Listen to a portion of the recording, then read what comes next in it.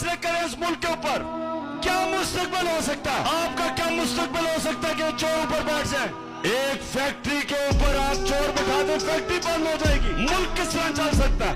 और ये जो लोग समझते हैं कि हम चुप करके ये डराने धमकाने से हम चल जाएंगे और हम इनको कबूल कर लेंगे, मेरी आज गौर से बात सुन लो।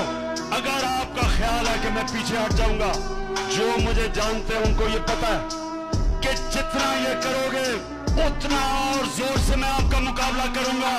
हमने पाकिस्तानी कौम फैसला कर लो कि जो भी हो जाए, हमने अपने मुल्क को हकीकी तौर पे आजाद करना है। आपका कप्तान जब तक मैं जिंदा हूं, मैं इंशाल्लाह इनका मुकाबला भी करूंगा और इनको शिकस्त भी दूंगा।